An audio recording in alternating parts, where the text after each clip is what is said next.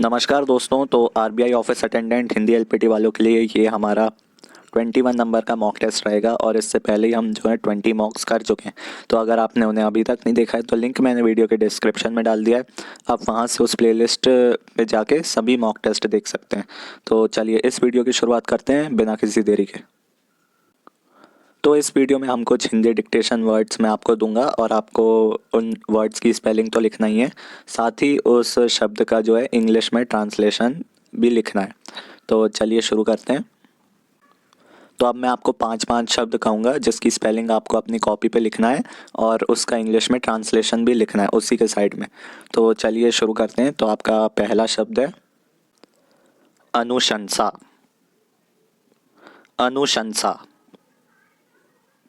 आपका दूसरा शब्द है वास्तव। वास्तव। आपका अगला शब्द है समूह। समूह। आपका अगला शब्द है आभारी। आभारी। और आपका अगला शब्द है अभिप्राय। अभिप्राय। तो चलिए देखते हैं इन शब्दों को कैसे लिखा जाएगा। तो आपका पहला शब्द था अनुशंसा। तो अनुशंसा।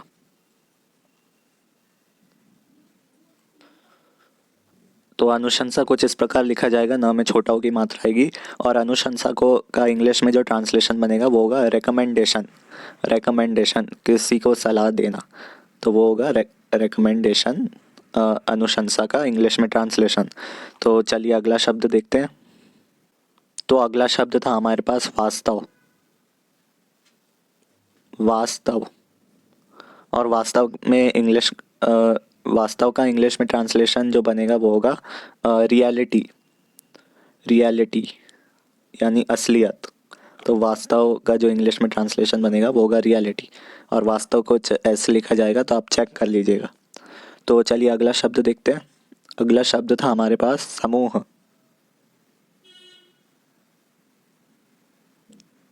समूह। तो समूह को जिस प्रकार लिखा जाएगा, स म में बड़ाव की मात्रा और ह। तो समूह कुछ इस प्रकार लिखा जाएगा और समूह का इंग्लिश में जो ट्रांसलेशन बनेगा वो होगा ग्रुप।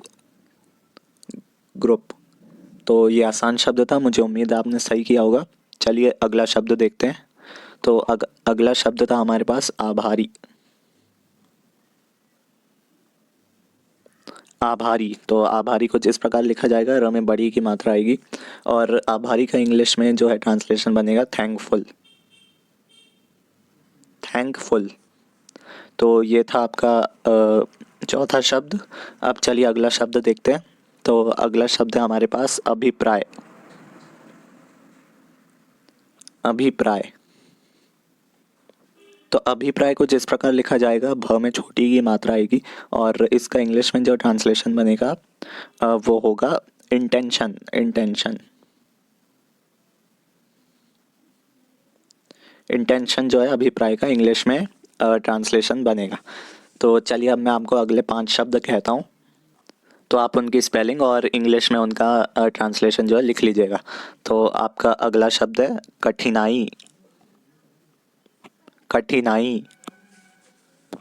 आपका अगला शब्द है अधिकांश।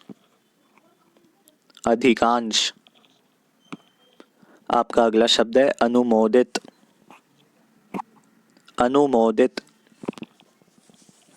आपका अगला शब्द है प्रोत्साहित। प्रोत्साहित। और आपका अगला शब्द है प्रायश्चित। प्रायश्चित। तो चलिए देखते हैं इनको हिंदी में कैसे लिखा जाएगा और इंग्लिश में इनका क्या ट्रांसलेशन बनेगा। तो आपका पहला शब्द मैंने कहा था कठिनाई।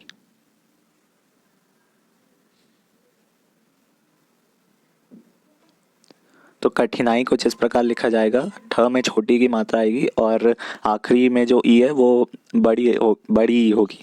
तो कठिनाई का इंग्लिश में जो ट्रांसलेशन होगा वो बहुत ही आसान होगा, डिफ़िकल्टी। डिफ़िकल्टी।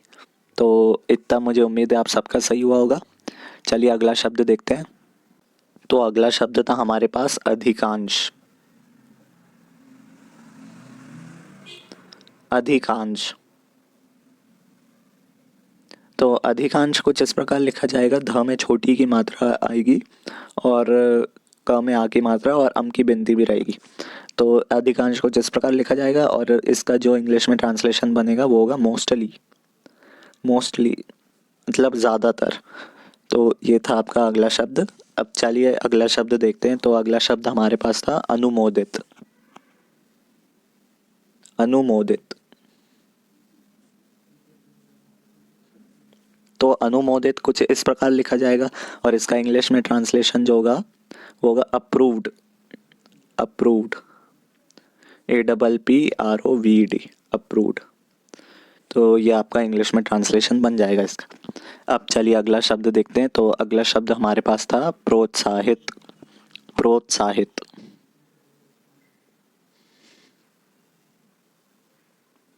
प्रोत्साहित। तो प्रोत्साहित कुछ ऐसे लिखा जाएगा और इसका भी जो इंग्लिश में ट्रांसलेशन बनेगा वो बहुत ही आसान होगा। तो इसका इंग्लिश में ट्रांसलेशन होगा एनकरेज। एनकरेज। हौसला बढ़ाना। तो ये हो जाएगा इसका इंग्लिश में मीनिंग। तो चलिए अब अगला शब्द देखते हैं। तो मैंने आपको अगला शब्द कहा था प्रायश्चित।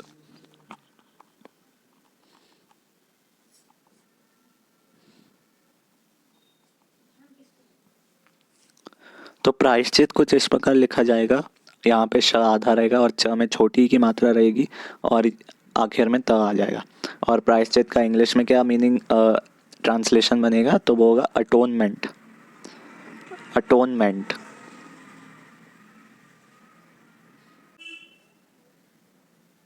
अटोनमेंट। तो ये जो हो जाएगा प्रायश्चित का इंग्लिश में ट्रांसलेशन बन जाएगा। तो चलिए अब मैं आपको अगले 5 शब्द कह देता हूँ, आप उन्हें अपनी कॉपी में लिख लीजिएगा। तो आपका अगला शब्द है विशिष्ट। विशिष्ट। आपका अगला शब्द है तत्काल। तत्काल। आपका अगला शब्द है प्रवंचक। प्रवंचक। आपका अगला शब्द है अंधविश्वास। अंधविश्वास। और आपका अगला शब्द है रिवाज। रिवाज। रिवाज।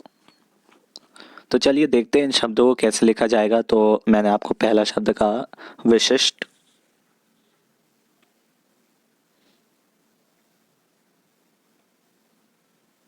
तो विशिष्ट कुछ इस प्रकार लिखा जाएगा और इसका जो होगा इंग्लिश में ट्रांसलेशन होगा स्पेसिफिक। स्पेसिफिक। तो ये बन जाएगा इसका इंग्लिश में ट्रांसलेशन। चलिए अगला शब्द देखते हैं। तो अगला शब्द बनेगा हमारा तत्काल। तत्काल।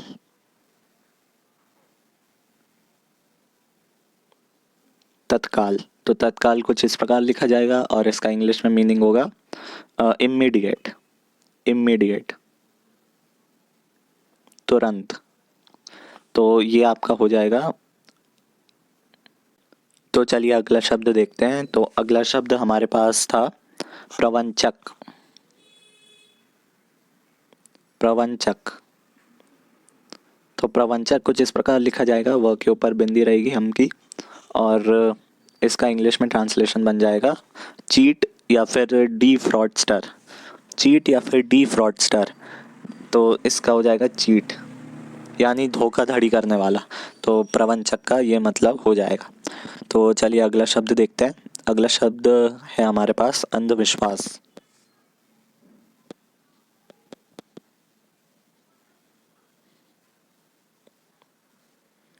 तो अंधविश्वास कुछ इस प्रकार लिखा जाएगा, ये अ के ऊपर अम की बिंदी और ध और व में छोटी की मात्रा और आधा श आएगा और वा और स। तो अंधविश्वास ऐसे लिखा जाएगा और इसका इंग्लिश में ट्रांसलेशन बनेगा सुपरस्टिशन। सुपरस्टिशन। तो ये हो जाएगा इसका इंग्लिश में ट्रांसलेशन। अब चलिए आखिरी शब्द देख लेते हैं। तो आखिरी शब्द था हमारे पास रिवाज। रिवाज।